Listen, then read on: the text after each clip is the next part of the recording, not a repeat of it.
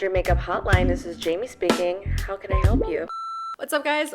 Welcome back to my channel. Welcome to the hotline where I answer all of your beauty and makeup related questions. Now, I'm definitely not an expert in makeup and beauty, but I do have a lot of experience because, this has been my job for 8 years now, and I try a lot of makeup. So I do have some knowledge in my head, and I'm happy to share it with you guys. If you guys want to send in your questions for the next makeup hotline, be sure that you're following me on Instagram. So I'm excited. Let's get the first caller on the line. So the first question is actually something that I got asked quite a bit. So Elsbeth asked, my concealer and base look like poop emoji when using brushes. Am I doomed? No, Els_Beth, I wouldn't say that you're doomed. I do think that this is a really common issue that a lot of people have. This is actually an issue that I experienced quite a bit, especially when I first started doing makeup. I avoided brushes, especially when it came to my concealer and my foundation application.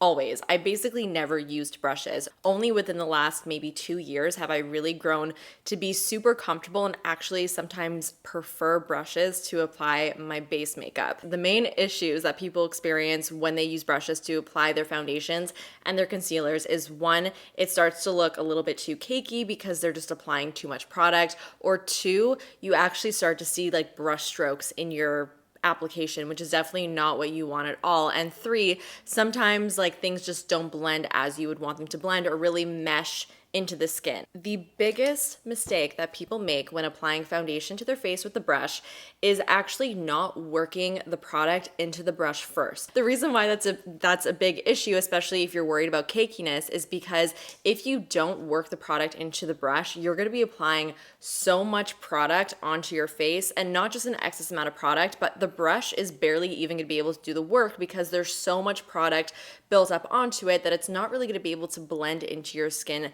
perfectly. So what I recommend doing is the following. You want to go in with a very small amount of product, especially when you're loading up your brush on like initial application. You don't want to go in with like 7 squirts of product and like dip your brush into that mound of foundation or concealer, because it's just going to literally overwhelm the brush and it's going to make it very, very difficult to blend onto the face. You want to go in instead with a very little bit of a foundation and just work your way up. So I put a very small amount of foundation on the back of my hand. I'm taking my brush. This is my Spectrum and Katie Jane Hughes 03 brush, and I'm working the foundation into the brush. So I'm first just kind of patting the brush into the foundation, and then once I have the initial product on there, I'm going on a clean part of my skin and I'm kind of just like wiping off the excess and just patting a little bit more to get that foundation really deep within the brush. And this is kind of called priming the brush. Now, when you go in to apply this to your face, you're not going to over apply the product, and it's also going to blend a lot easier because the product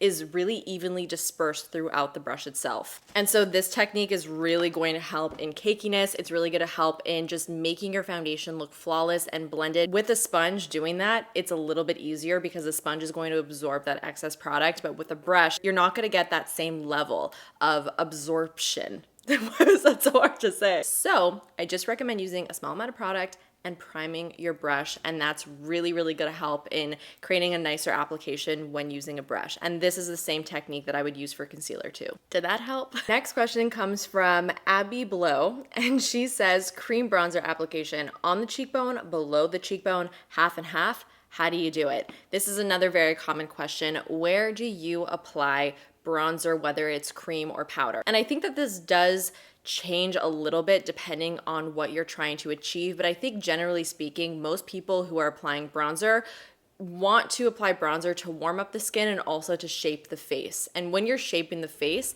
the last thing that you want to do is to make your face look a little bit droopier, unless you're trying to go for that look for one reason or another. Most people want to lift or give the illusion of a lifted look with their makeup. I do recommend keeping your bronzer line above your cheekbone. I don't recommend bringing it below your cheekbone or pretty much anywhere in this area over here. So my cheekbone is right over here, and you can see that I don't have any bronzer color anywhere over here. And that's because if I started to put bronzer in this area, it would actually kind of bring my face down, and it would just create a little bit of like a weird illusion. It wouldn't be very flattering. So for example, I'm just gonna take this brush. This is a Sigma Dream Powder Perfector brush, and I'm picking up some of the bronzer, and I'm applying the bronzer on my cheekbone, and I'm blending it upwards. I'm not blending it downwards at all. I never do that. And that's because, again, I just want a nice, natural, lifted look. And this also goes with a cream bronzer as well. So to answer your question, Abby, above the cheekbone is the right way to go. So next question is from Jessica R. Angel 12, and she asked, I need help with choosing an eye look for my wedding. What would the great JP wear? So Jessica, I'm gonna stalk your profile right now because I wanna see what your face looks like. Is that creepy? Maybe a little bit, but I need some context here. Jessica, you are absolutely stunning. I'm gonna make quick assumptions just based off of your profile. I hope you don't mind me doing so, but it does look like you do prefer more of a natural makeup look. Just based off of your photos, I don't really see you wearing a lot of like heavier eyeshadow or heavier makeup. And so I do think that for your wedding, and I think this goes for really anybody, I would wear what you are most comfortable and feel most confident wearing. I don't think your wedding day is ever the time to try something new or do something that you never do because you're just not going to feel like yourself. And so I would almost just do a more elevated version of the makeup that you like to do every single day. I think that's always the best way to go. And it seems like you love a beautiful, natural, glam makeup look. Honestly, girl, like the makeup that you're wearing in your most recent photo, this would be the makeup I would wear to your wedding. Like, well, you should wear to your wedding. Well, don't do whatever you want to do, but this is just so beautiful and so fresh looking. And I think it, like everything about this, I think is so wedding appropriate. If you're wondering what I would personally wear for my wedding, if I was getting married tomorrow, these two looks are very much up my alley. I really love the fresh, glowy skin. I like the simplicity in the eye. It's not over the top, but it still has a little something going on. Like I like the little cat eye. I like the wing. I like the tones that are used. It's natural looking, but it's a little bit elevated. And I think I would feel very confident in either of these looks. And so I think you need to go through the same process and figuring out what will make you feel the most confident. And that's what I would wear on your wedding day. That's what I think you should wear on your wedding day. There you go. I hope that helps. Next question is, I have rather uneven eyelids. How do I do eyeliner? Crying emoji. Don't cry. When it comes to eyeliner, no matter what you're trying to do, whether you have more uneven eyelids, like you said, or you have hooded eyes, or you just don't know how to do your eyeliner, I think the best thing to do when it does come to eyeliner is to practice doing it, number one, with an angled brush. A small angled brush is definitely key because you're gonna be able to be nice and precise with this, and the angle on it is going to make it a little bit easier to create a straighter line. You're also gonna want some type of dark brown powder. Something like this would work totally fine. Then you're gonna wanna carve out just a little bit of time, maybe at the end of your day, right before you're gonna take off your makeup, and you wanna just practice doing your eyeliner. And I recommend taking your angled brush, taking that powder eyeshadow, looking into a mirror with your eyes open and relaxed. Because one of the biggest mistakes that I see people make, especially when they're not familiar with making eyeliner looks, is doing things with their eyes closed and then opening up their eyes and wondering why the eyeliner isn't where they thought that they put it. And that's because we walk around, everybody, with our eyes open.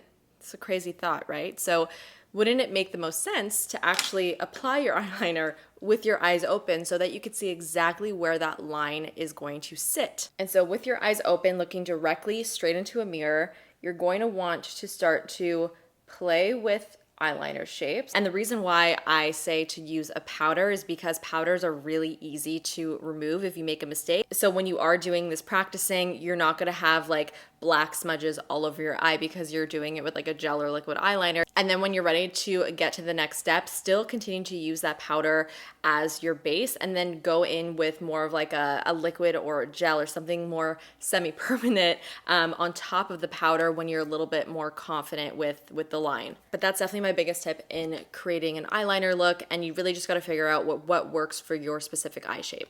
Amber NHP asks, I'm having trouble finding a good makeup brush for cream bronzers and contours. Amber, I got you. I got two brushes here that I absolutely love for cream bronzers and contours, and they both are good for two different types of applications. This brush over here is from Sigma. It is the Airbrush Kabuki F85, and this guy is way more dense, especially compared to this brush over here, which is the Spectrum and Katie Jane Hughes 03 brush. This one is not dense at all. It actually has a lot of sparseness towards the top of the brush. The more dense bronzer brush is nice if you want a little bit more impact, if you want to pack on color, if you don't want to be too shy with your bronzer and contour. But don't fret, it's not going to make you look crazy. This brush does also blend color really nicely, which is why I like it. This is actually what I use to apply my bronzer today, and it definitely doesn't look over applied or anything like that. But as long as you don't put too much product on here, you're going to get a really nice, beautifully blended look with this type of brush. And I also really like the size of this. It's not too big, it's not too small.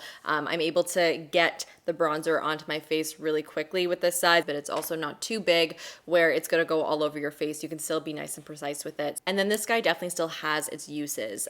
Because this is a little bit more sparse towards the top of the brush, I find that it gives a little bit more of a natural, more airbrushed look. It's definitely smaller than the Sigma brush, but it's really the perfect size to blend out that contour. Next question is from Ashley Butcher, and she asked, setting dry skin. I gotta be in a wedding and I want makeup to last, but I have dry patches. I feel like this question spoke to my soul because this is something that I personally struggle with quite a bit. As you guys know, I have dry skin and I do also struggle with dry patches, and they can be a real bitch. First of all, you wanna tackle the dry patches right at their source, and that means starting at the beginning of your makeup application with your skincare. You do wanna be sure that whatever skincare you're putting on is really nice and hydrating, and that is soothing your dry patches in one way or another. So that just means putting on a good serum and a moisturizer before applying your foundation, just so your dry patches are somewhat cushioned. I would also recommend a gripping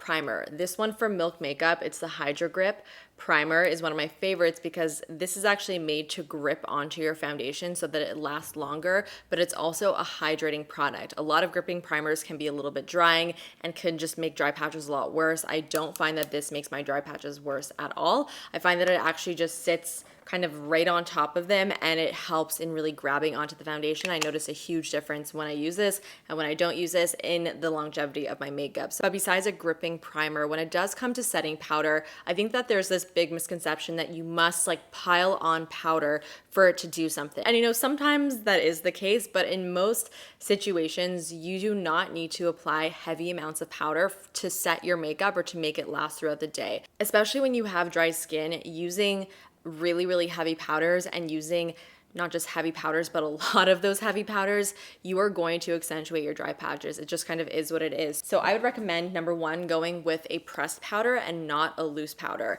A loose powder does tend to cling to texture a little bit more than pressed powder does, and also using a lightweight pressed powder. The Kosas Cloud Set and the Hourglass Ambient Lighting Setting Powders are two of my favorite lightweight pressed setting powders. For example, I have an Hourglass setting powder right over here, and when I touch this, it feels not just smooth, but there's not a lot of powder that actually kicks back onto my finger when I touch it.